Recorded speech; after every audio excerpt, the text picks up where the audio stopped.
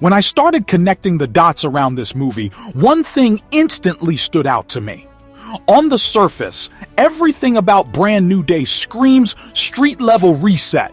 Peter is broke again. He is isolated again. He is back to stitching his own suit, listening to police scanners, stopping robberies, and surviving in a city that does not know his name. No Avengers Tower access. No Stark Tech parachuting in to save the day. No emotional safety net from MJ or Ned. Just Peter Parker and the sound of New York at night. And honestly, that is exactly why this theory gets so dangerous. Because whenever Marvel strips a hero down to the bare bones, it usually means something much bigger is being hidden underneath. The visible story will probably look grounded, personal, and even a little gritty. A gang war, a criminal empire, a tech operation gone wrong, maybe Mr. Negative, maybe Kingpin, maybe Scorpion finally cashing in on all that rage. But I do not think that is the real movie. I think that is just the mask. Because Peter's situation after No Way Home is not normal heartbreak. It is not just loneliness. It is a reality wound. Doctor Strange's spell did not simply make people forget a guy named Peter Parker. It rewrote social, digital, emotional, and probably mystical pathways connected to his existence. And if that much power was used to erase one identity from the world, then I think the scariest question is not who forgot Peter. The scariest question is, what else got dragged into the deletion? That is where I think Brand New Day becomes way more unsettling than people expect. Peter will likely start this movie believing he is just trying to survive his new life. But as he begins investigating the aftermath of his erasure, I think he is going to notice something deeply wrong. Records do not just stop at him. Files are missing where they should not be missing. Names are corrupted. Certain events do not line up anymore. Small inconsistencies begin to stack like cracks in glass. And the more he pulls on that thread, the more he realizes this is not memory loss. This is contamination. That is why I think the villain we see in the trailers or first half of the film will only be the entry point. My strongest guess is that the main antagonist will operate through identity, access, and hidden infrastructure. Someone like Mr. Negative would be perfect because he can fit the street-level tone while also touching corruption, duality, and psychological fracture. Kingpin also makes a lot of sense if Marvel wants to connect New York's criminal underworld to erased government or corporate systems. Even an Oscar-linked shadow project could work if they want to seed future chaos without going full Goblin immediately. But the important thing is not the costume. It is the target. I think this villain is going after something that should not exist in public space at all. Some sealed archive, some hidden database, some stark strange quantum TVA adjacent vault built to contain information the normal world is never supposed to see. Not just names and addresses. I am talking altered memories, timeline anomalies, erased incidents, identities that should remain invisible, and maybe even records of people reality itself has trouble categorizing. And if that sounds huge for a Spider-Man movie, that is exactly why it works. Because Peter is the perfect character to stumble into this kind of threat without knowing what he has found. He is not looking for multiverse war. He is looking for answers. That is what makes it tragic. I can already imagine the early middle section of this movie playing like a mystery. Peter notices one broken record tied to his old life, then another. Then he finds traces of sealed Avengers files that should have nothing to do with him. Then maybe there is one impossible reference hidden in encrypted data. A glitch, a repeating name. Not Captain America in the broad public history sense. Not Steve Rogers, the museum legend. Specifically, Steve Rogers, after Endgame. That detail matters so much. because public history would still remember Captain America.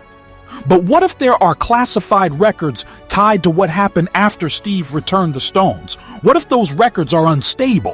What if every place Peter's identity was erased also caused collateral distortion in things that were already timeline sensitive?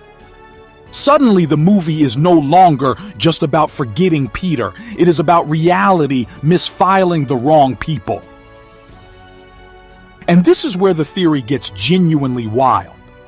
I do not think old Steve simply retired in the harmless way people like to imagine. I think the MCU has been quietly leaving room for the possibility that Steve's post-Endgame existence mattered to the timeline in a way we still do not fully understand. Remember, Endgame already broke clean logic on purpose. Steve goes back, lives a life, returns old, and somehow the movie asks us to emotionally accept it without giving us the entire mechanical explanation. That is not a flaw anymore. That is a loaded gun. Because if Brand New Day starts exposing hidden record instability, then Steve Rogers becomes one of the most emotionally powerful and structurally useful names they could bring into it. Not because of cheap nostalgia, because Steve is a living contradiction. A man from the wrong era who survived by carrying a moral center through broken history. And who is Peter now, if not exactly that?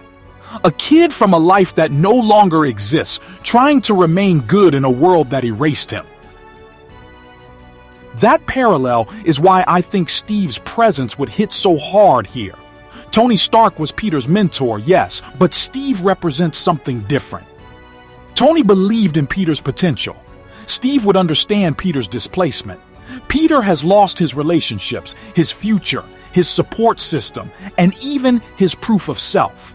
Steve lost his century, his place, and his natural timeline. Both of them are out-of-place heroes. Both of them are ghosts inside the world they are trying to protect. That makes Steve the perfect mirror for Peter's emotional state. And it also gives the movie a deeper thesis beneath all the action. Brand New Day would not just be about starting over. It would be about what remains of you when history itself stops holding your shape. That is a very Spider-Man idea. Peter is always the hero who pays in private so others can live in public. This time, the payment is not just pain. It is ontological. He is becoming someone reality cannot fully keep track of. Now imagine how that ties into the climax. I think by the third act, Peter will finally understand that the villain's operation is not merely crime, it is extraction.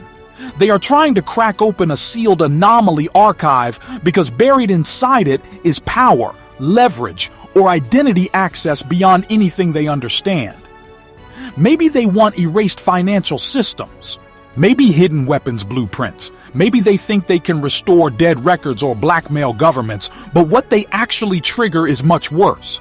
They activate a sealed timeline thread. And here is the key twist.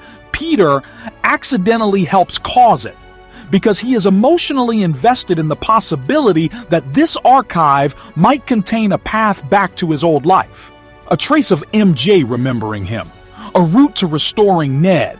A way to bring Peter Parker back into the world. That is the cruel temptation. Not power, not fame, just belonging. And for one brief heartbreaking moment, Peter might genuinely think he can have it.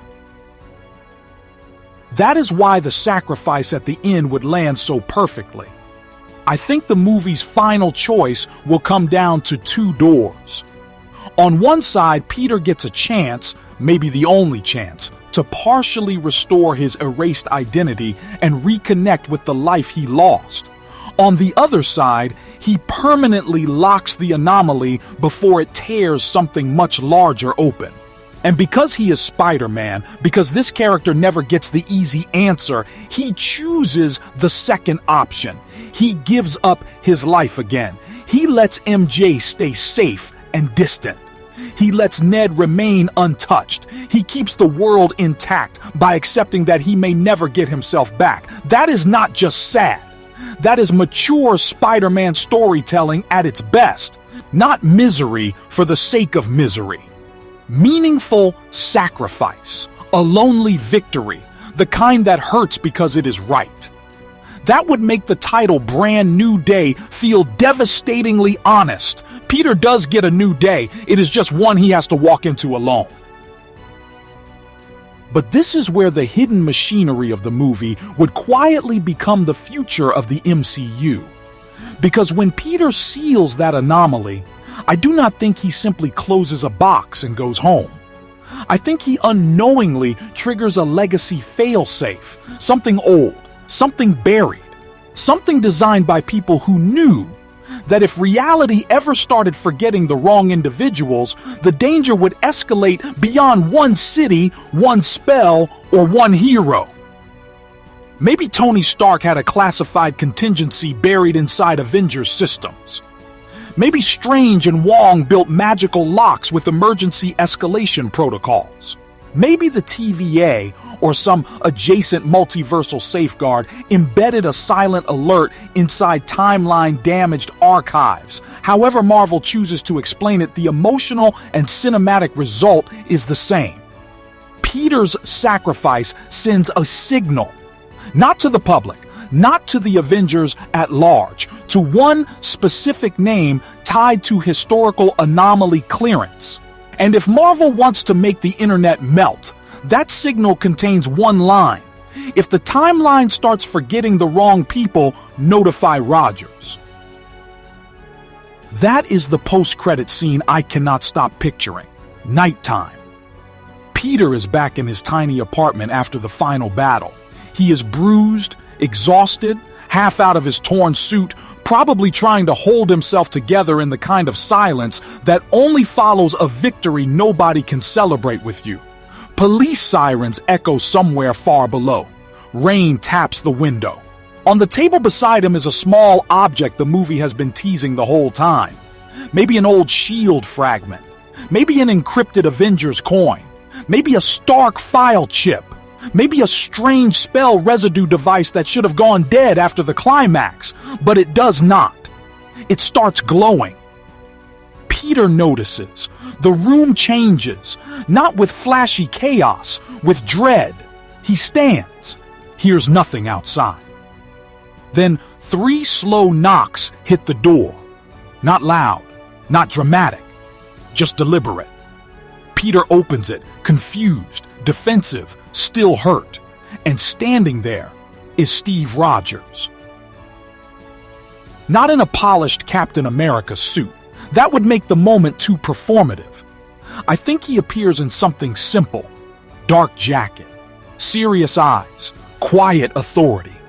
The kind of presence that makes the whole scene feel heavier before he even speaks. Peter stares like he is looking at a legend and a ghost at the same time. Then Steve says something that immediately tells us this is not a reunion cameo. This is a warning. Maybe he looks at the object in Peter's hand and says, "I was hoping you wouldn't be the one who found this." Peter, stunned, barely gets out, "Mr. Rogers." And Steve answers with the line that changes everything. "Not anymore, but we have a problem." Cut to black. That is how you end a Spider-Man movie and launch an Avengers-level crisis without cheapening either one. Because Steve is not there to congratulate Peter. He is there because Peter has just rung the bell for something catastrophic.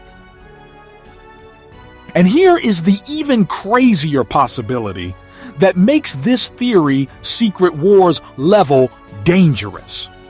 What if the Steve who appears is not our retired main timeline Steve at all? What if he is a timeline-displaced Steve variant who has been operating in the shadows for years, specifically because the fractures created by Endgame never fully healed? That possibility would instantly recontextualize everything. Suddenly, Steve did not simply go back for a dance and disappear into peace. Maybe he stayed because he discovered a fracture. Maybe he became part of a containment mission. Maybe he has been watching for specific anomaly patterns ever since. If that is true, then Peter does not just meet Captain America again. He meets a version of Steve who has been carrying a hidden burden the audience never knew existed. And that is exactly the kind of bridge you build if Doomsday and Secret Wars are approaching. Not random fan service, narrative architecture. The smartest part is that this structure also protects Spider-Man's own ending. The mid-credit could still stay personal and grounded. Maybe Peter sees MJ from a distance and chooses not to interrupt her life. Maybe Black Cat enters the picture. Maybe Daredevil is teased for the next street-level chapter. That would pay off the emotional side of the film. Then the second post-credit detonates the bigger universe setup with Steve. Two different endings for two different scales of story, both earned. And the reason Steve comes specifically to Peter is what makes the whole thing click. Peter is invisible to official systems. He survived a multiversal event. He is the victim of identity-level magic. He exists at the center of a reality distortion nobody fully understands. If someone like Dr. Doom, or Incursions, or a collapsing timeline war is coming, then heroes like Peter are invaluable. As Steve would understand before anyone else, when reality starts being rewritten, the first people who notice are the ones reality already failed to hold. That is why Peter Parker would accidentally become the first hero to ring the bell for the next Avengers crisis. And honestly, the most powerful version of this scene would not even be the lore. It would be the emotional line Steve gives Peter once he realizes what this kid chose. Because if Peter has just sacrificed his entire chance at being remembered, Steve would immediately understand the cost of that decision. He has lived it. He has carried it. So imagine Steve looking around that empty apartment, seeing the loneliness, the stitched suit, the silence, and understanding in one glance exactly what kind of hero Peter has become. Then he says something simple and devastating. Maybe Tony was wrong about a lot of things, but not about you. Or maybe the world forgot you. That usually means the universe didn't.